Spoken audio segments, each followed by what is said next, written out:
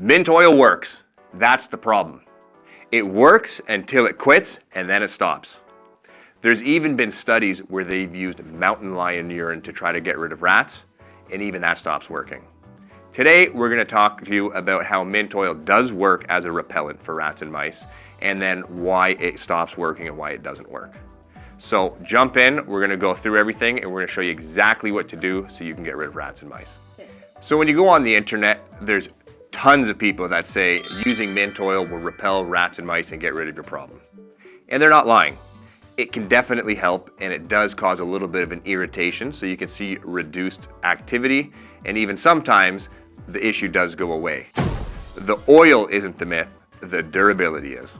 It can cause a little bit of a behavioral change, but it won't be the long-term solve. We're going to jump into some studies and show you why it kind of works, and then we'll talk about what you can do if you are running into an issue with rats and mice. So let's jump in, and we're going to talk about a study that was done at Khon Kaen University in Thailand. They tested mint oil, peppermint oil, and a few different botanicals to see how the mice would react. They had a controlled setting with an arm maze, and they tested it in light and dark with house mice. And that's generally what we're running into issues with when you have mice inside your home. Week 0, they put all of the deterrents out, and you know what? It did work. There was behavioral change. The mice tended not to go to the areas where these substances have been added, and it really did deter them. They didn't want to be around it. By the end of that, 1 week in, the results waned. Menthol, peppermint, and mint were the 3 that almost had no effect after, and the mice went right back to it. And then over time, even the other ones, the mice just didn't mind that they were there.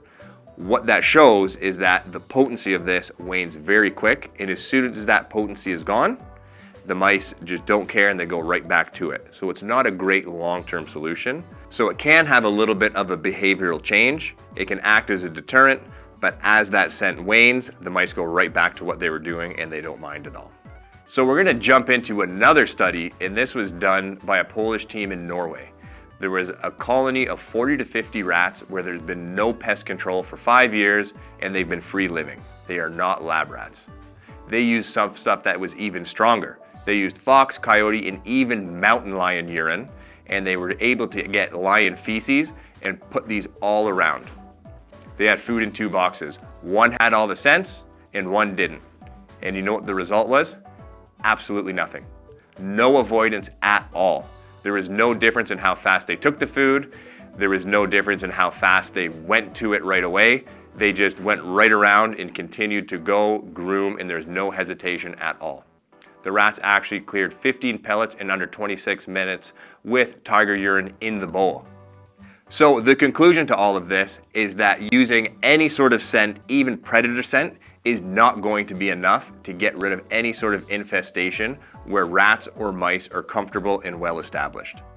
If it's not going to run away for mountain lion urine, your candy cane scented mint oil isn't going to do a thing.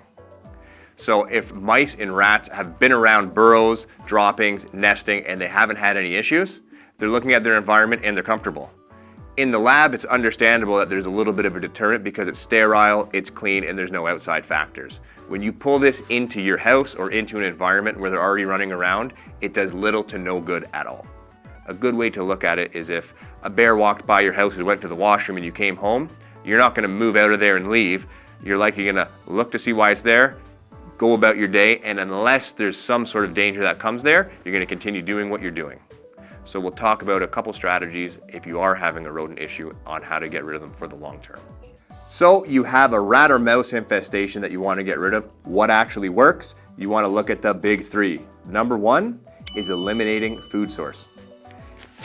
Any sort of bird seed, grass seed, grain, or dried stored good, mouse and rats love, especially pet food. It's high calorie, they go for it, and it draws them in. Not much is going to stop them on their path trying to get this. That's always what they're looking for. You want to make sure that anything is out of reach, and if you have to store it, make sure it's in a sealed container that they can't chew through, and it's airtight so that scent isn't out there.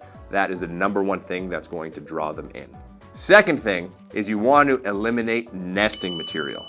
The nesting material that rats and mice love, number 1 is insulation. They love it. You want to make sure they don't have access to insulation. They also love paper towel, paper, or any sort of fabric product. If they can get this, they can make a nice cozy nest out of it, and they're gonna set up shop.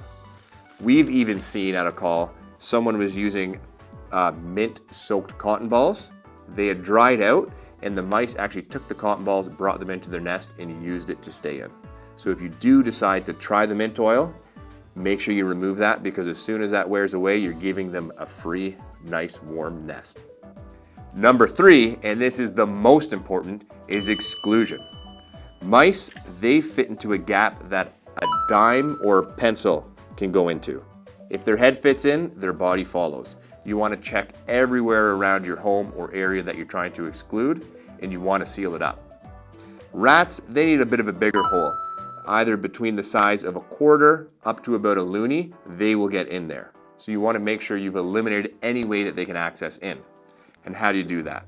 Easiest is using something like steel wool to jam the holes up, or you can even use hardware cloth to block them up, and or a solid sealant to make sure that those entry points are blocked. If they can't get in, they can't infest, they're not going to nest, and you're going to solve your problem.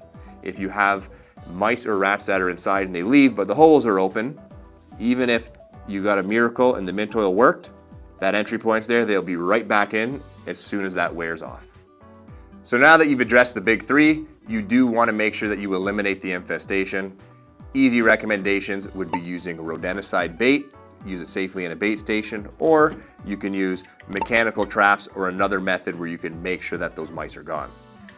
If you do use something like mint oil, a couple of the challenges that occur are if they don't like that scent, they may just not go in that area, and you could push them into your walls or into your attic or another area of the home.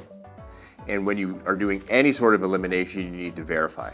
How do you verify? You want to make sure that you're not catching anything in your traps, there's no feeding on the bait, and you're not noticing any odor from their urine or any sort of gnaw marks. If you do put out peppermint or mint oil, it not only can mask the scent of their urine or the smell of the mice that are there, it can also push the activity elsewhere where you may not be looking. So if you do decide you want to try this as a deterrent, I highly recommend that you do the 3 steps first, eliminate them, and then look at this as a preventative measure. It can really complicate things if you don't do that properly. The last thing we want to talk about is if you are experiencing a rodent infestation and it's at a site where you need to prove you did something, unfortunately, putting out mint oil is not going to cut it. If you have some sort of auditor that comes in, they want to see the actual results. Proved what you eliminated, how you blocked it up, and why you're going to be good in the future. You can't just go around and say, I just put these out, everything is good. That will be an automatic fail. If you liked what you heard, please subscribe. And if you have any comments or any experience with any sort of rodent infestation, we'd love to hear about it in the comments. Until next time.